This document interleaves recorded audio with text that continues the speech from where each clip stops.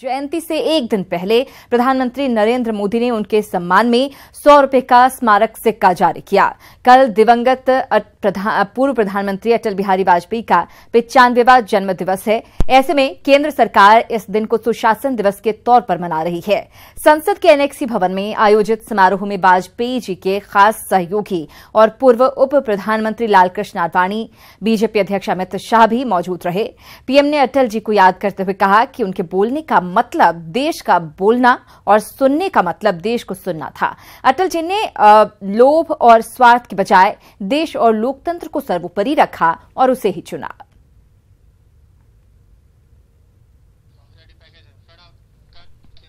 और पूर्व प्रधानमंत्री स्वर्गीय अटल बिहारी वाजपेयी के जन्मदिन के मौके पर प्रधानमंत्री नरेंद्र मोदी देश के सबसे लंबे डबल डेकर ब्रिज का उद्घाटन करने वाले हैं। आइए बताते हैं कहां ये डबल डेकर ब्रिज बनेगा, जिसे न्यू इंडिया ब्रिज कहा जा रहा है।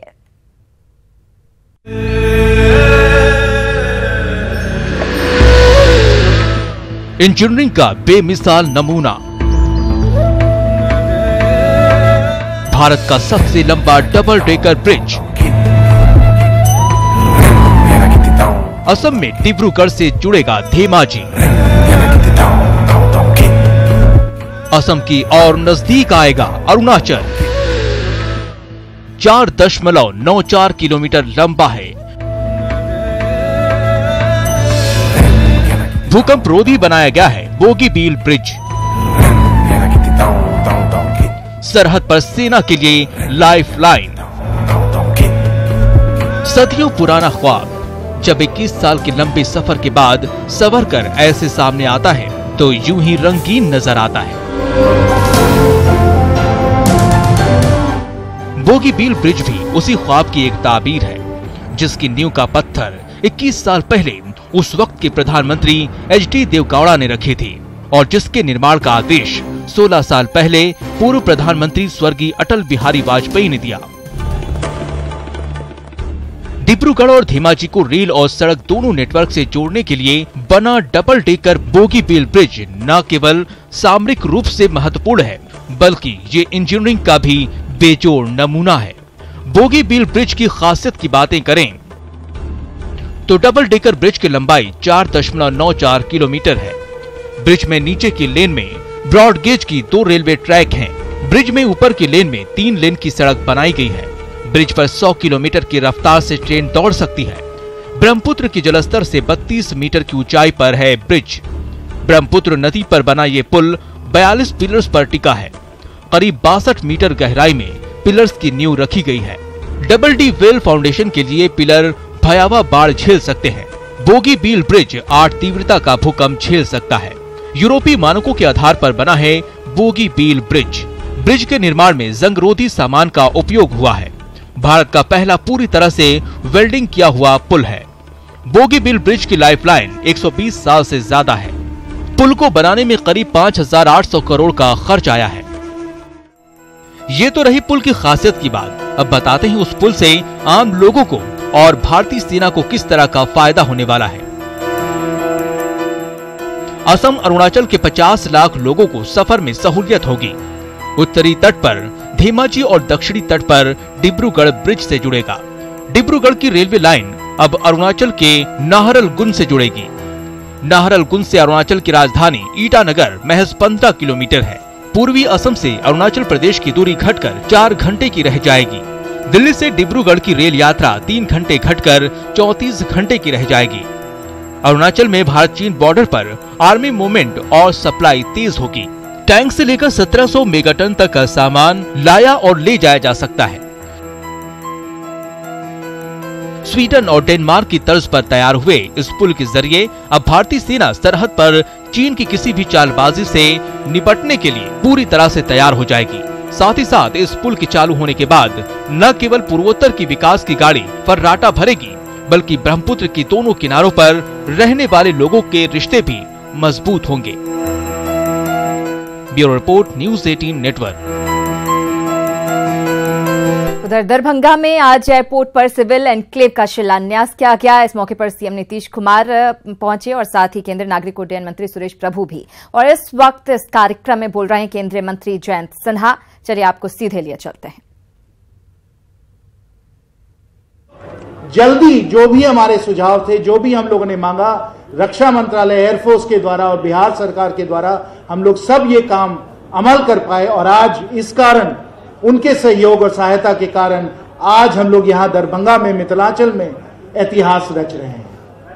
साथियों, ये इतिहास है और ये इतिहास सिर्फ दरभंगा और उत्तर बिहार के लिए नहीं है, हमारे देश के लिए भी है। क्योंकि मैं आपको बताना चाहता हूं कि अगर हमारे देश में हम लोग एक क्षेत्र को अगर ढूंढते भी जाएं तो ऐसा एक कोई क्षेत्र नहीं मिलेगा जहां 3-4 करोड़ की आबादी, 3-4 करोड़ की आबादी में एक भी फंक्शनिंग हवाई अड्डा नहीं हो।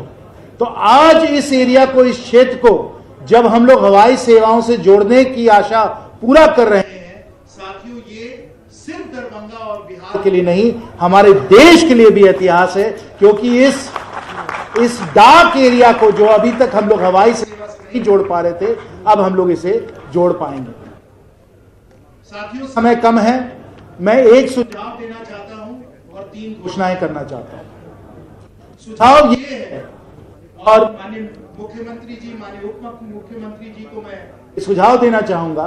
आप सबको मालूम है कि मिथिलांचल के बहुत ही प्रतिष्ठित, जाने माने कवि श्री विद्यापति जी, और अगर आप लोग अपने विधानसभा में इसे पारित कर दें कि इस एयरपोर्ट को श्री विद्यापति जी के नाम से हम लोग अगर इसकी घोषणा कर दें, ये सुझाव अगर आप लोगों की तरफ से आता है, ये प्रस्ताव आता है, तो हम लोग जरूर केंद्र सरकार पे इस पे ध्यान देंगे। मैं समझता हूं इस क्षेत्र के लिए एक ही बहुत महत्वपूर्ण बात होगी।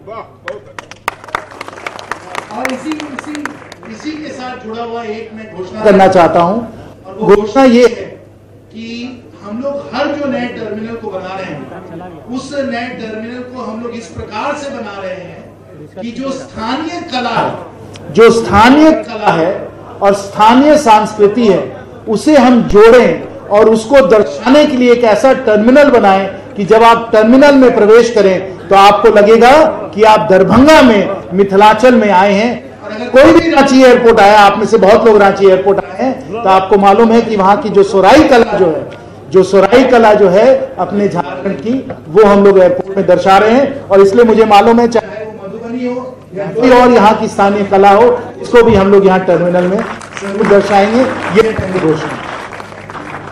साथियों, दूसरी घोषणा, कल ही मैं श्री अजय सिंह जी के साथ था, जो स्पाइसजेट के सीएमडी हैं, और उन्होंने हमको बताया कि उनका अनुमान है कि दरभंगा से 3 फ्लाइटें नहीं, आज के समय दिल्ली, मुंबई और बैंगलोर की 3 फ्लाइटें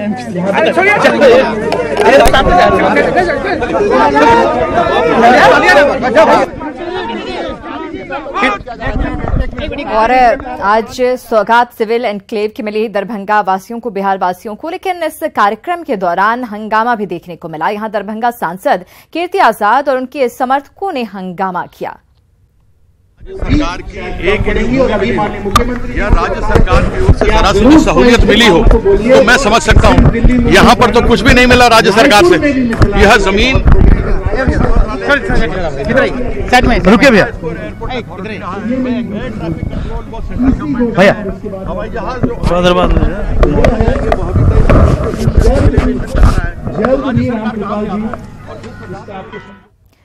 तो कीर्ति आजाद और उनके समर्थकों का हंगामा इस कार्यक्रम में देखने को मिला। हम आपको बता दें, दरअसल कीर्ति आजाद मांग कर रहे हैं कि यहाँ पर अगर जो एनक्लेव बनाया जा रहा है या एयरपोर्ट बनाया जा रहा है, उससे बेहतर होता कि यहाँ पर पहले फ्लाईओवर बनवा दिया जाता, जिससे कि बड़े पैमाने पर लोगों को इसका लाभ मिल पाता।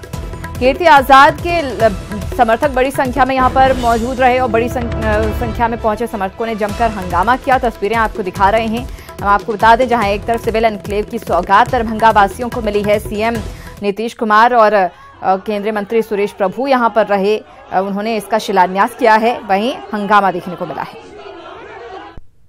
और उसके बाद आप क्या करते हैं कि उनको आप पुलिस की गाड़ी में बिठा के ले जाते हैं। ये पाकिस्तान है क्या? ये किस डिक्टेटरशिप चल रही है क्या? ये आर्मी है क्या? पुलिस राज है यहाँ? रोज तो यहाँ पर लोग मरते हैं, सरेआम मार दिए जाते हैं, उसके बाद पुलिस उनको तो कुछ नहीं करती, लेकिन बेचारे निर्दोष लोग हैं जो केवल यह कहते हैं कि सांसद भी बैठे हैं उनको भी माला दिया जाए, वो नहीं किया। केंद्र सरकार का ये कार्यक्रम है, एक रत्ती भर 1% इसमें बिहार सरकार का कोई योगदान नहीं है, जमीन तक नहीं दिया, किसी ने कुछ नहीं दिया। तो मंच पे तो आपके केंद्रीय मंत्री मंच पर तो आप बैठे थे, हम कह के आए उनको, हम कह के आए। आपसे क्या कहा? हंगामा किया गया? क्या प्रशासन का कहना है कि आपके इशारे पर किया है? आपके इशारे पर किया गया है, आप लाइव हैं। प्रशासन तो कहेगी, क्या कहा लोगों ने? लोगों ने क्या कहा? यही कहा ना कि जिस समय माला दी जा रही थी, सांसद भी हैं, सांसद को भी लीजिए, तो वो मेरे इशारे पर क्यों करेगा? अगर वहां हम बैठे हैं मंच पर तो हमें भी माला मिलनी चाहिए कि नहीं मिलनी चाहिए? इसमें खराबी क्या है? अगर किसी ने कहा हमारे समर्थन में कि सांसद भी हैं, उनको माला मिलनी चाहिए, अलग से खड़े हैं, और सांसद सबसे बड़े प्रतिनिधि होते हैं पूरे अपने पार्लियामेंट सीट में, और उसके नीचे विधायकगण और दूसरे लोग होते हैं, तो उन्होंने पूछा तो क्या गलत कर दिया? प्रशासन तो बोलेगा ही, झूठ बोलता है प्रशासन। इस कार्यक्रम का बहिष्कार कर रहे हैं आप? जी हाँ, कर रहा हूँ। पहले से आपको अंदेशा था ऐसा? हाँ, मुझे अंदेशा शुरू से ही था, लेकिन इनके सम्मान में आया था, लेकिन ये सम्मान के काबिल नहीं है ये लोग। क्रेडिट लेने की होड़ है। आप मेरे पास अगर प्रेस कॉन्फ्रेंस में कल आए होते तो मैं आपको दिखा देता कि जो लिस्ट दी थी इन्होंने उड़ान 3 में, जिसमें 27 एयरपोर्ट के नाम दिए गए हैं बिहार सरकार द्वारा, उसमें दरभंगा का नाम नहीं। आप चलिए मेरे घर आइए, मैं आपको दिखाता हूं कागज, लेकिन पहले अभी उन लोगों को जाकर के देखूंगा जिन लोगों को कि इन लोगों ने थाने में बंद कराया है। कीर्ति जी, यहाँ पे हंगामा हुआ, किस वजह से हुआ? क्या आपके तो कीर्ति आजाद दरअसल इस बात को लेकर नाराज हैं कि मंच पर उनका स्वागत सही तरीके से नहीं किया गया। बाकी लोगों को माला दी गई लेकिन उन्हें माला नहीं पहनाई गई, और इस बात का जब वहां पर मौजूद कार्यकर्ता विरोध करते नजर आए तो इसको लेकर उसके बाद शायद कुछ कार्यकर्ताओं को गिरफ्तार भी किया गया है, हिरासत में लिया गया। उन्हें अब छुड़ाने के लिए कीर्ति आजाद जा रहे हैं, लेकिन खासी नाराजगी बिहार सरकार को लेकर कीर्ति आजाद की यहाँ पर नजर आ रही है। वो साफ साफ ये कहते हुए नजर आए कि बिहार सरकार का कोई योगदान यहाँ पर नहीं है, सिर्फ केंद्र का योगदान है, और क्रेडिट लेने के वक्त सिर्फ होड़ मची रहती है। हम आपको बता दें, कीर्ति आजाद हमेशा पार्टी से अलग हटकर बयान देते रहे हैं, और आज एक बार फिर उनका ये रूप देखने को मिला है। हालांकि कहते तो ये नजर आए कि हम सम्मान देने के लिए यहाँ पर चले आए थे इस कार्यक्रम में, लेकिन ये लोग सम्मान के हकदार नहीं हैं। और आज इस बात का एहसास भी शायद कीर्ति आजाद को यहाँ पर हुआ कि उन्हें किस तरह से उपेक्षा भरी नजरों से यहाँ पर देखा गया, उनका स्वागत यहाँ पर सही तरीके से नहीं किया गया है। और इसी बात को लेकर उनके समर्थकों में नाराजगी देखने को मिली है। समर्थक जब हंगामा करने लगे हैं, कुछ समर्थकों को पकड़ा भी गया है, पुलिस पकड़कर ले गई है, और उसके बाद कीर्ति आजाद की नाराजगी भी देखने को मिली। और चलिए कार्यक्रम का जरा रुख कर ले, वहां पर सुरेश प्रभु बोल रहे हैं। बहुत सालों से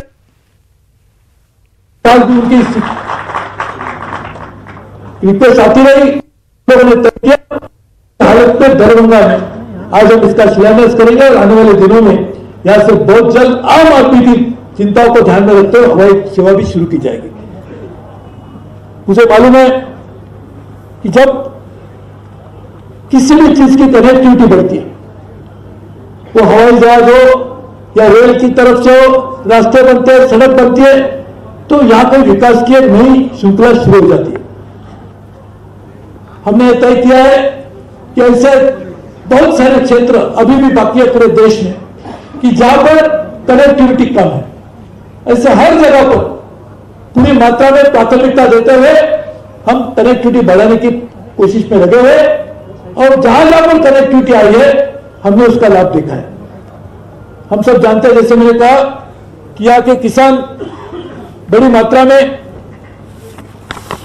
मछली करते हैं, मछली की खेती करते हैं, आम की खेती होती है, मखना की होती है, और इसी के कारण बड़ी मात्रा में यहाँ के, यदि इसी को एक बहुत बड़ी मार्केट हम पूरे देश में, विश्व में दे सकते हैं, तो किसानों को कितना लाभ होगा।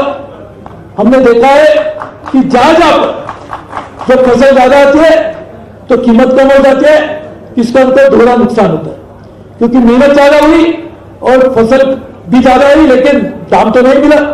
इसलिए हमने तय किया कि ऐसी जो स्थिति पैदा होती है उसी पर काबू लाने के लिए हमने कृषि निर्यात नीति देश के इतिहास में पहली बार हम लोगों ने बनाई है और उसको हमारे कैबिनेट ने भी उसको मान्यता दी है।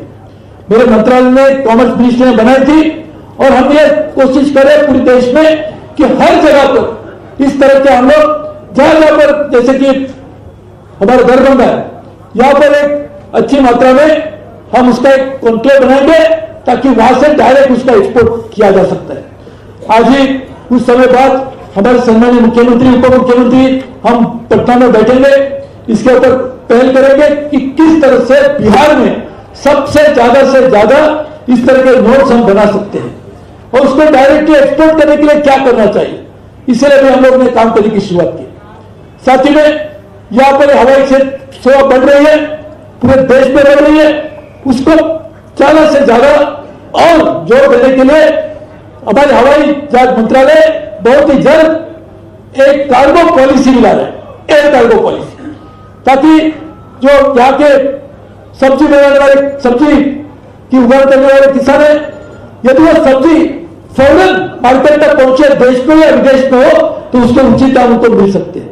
नहीं तो हम पहुंच जाते 30% से ज्यादा हमारी यदि फल